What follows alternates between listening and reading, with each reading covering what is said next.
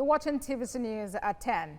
A fresh batch of 168 Nigerians who were stranded in Libya have been received back into the country by the National Emergency Management Agency, NEMA. The acting coordinator of NEMA Lagos Territorial Office, Ibrahim Farinloye, received the returnees at the cargo wing of the Murtala Mohammed International Airport in Lagos. Mr. Farinloye told journalists that the returnees arrived in the country aboard a chartered airline at about 5:42 a.m. after a 12-hour delay. He said that 39 female adults, 5 female children were returned along with 109 adult males, 6 male children and 10 infants. Now, according to NEMA, this brings the total number of returnees from Libya from April 2017 till date to 8,096 males and 5,788 females. All right, now the director of Migrant Project, Elegbede, joins us now on the news to give us an insight into some of these issues. Tayo, good evening. It's nice to have you join me right now. Thank you so much for having me. Now, when it comes to the number of Nigerians who have left the country and are now wanting to come back, from the reports we got, a lot have returned.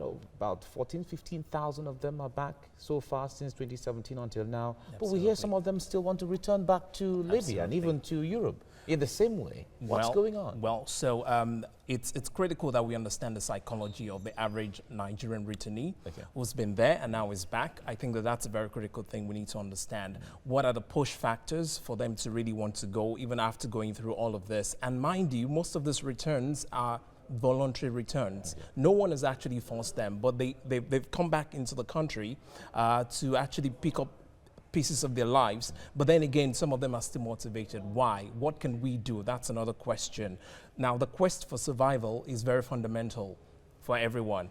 Now, if you cannot meet the quest for survival here in Nigeria, there's that possibility that you would still want to make the return to anywhere across the world where you think that your survival quest will certainly be met. So that's one of the basic psychology. But then again, there's also some other factors. You look at cultural value. There are some parts of this country where people believe that if you've not traveled abroad, then you're no one. Your family is actually no family on earth. When we speak with some of these people, they often mention the idea that there's poverty, there's no work, there's unemployment and all of that. If you look at statistics, even by the United Nations and even by the Nigerian Bureau of Statistics, the poorest part of the country or the poorest states in the country where poverty is prevalent is even not in the south at all.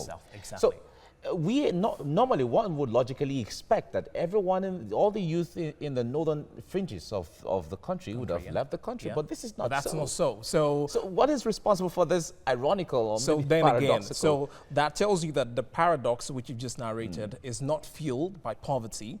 Rather, there is an orientation which says that I need to travel outside of the country before I can succeed, before I can survive.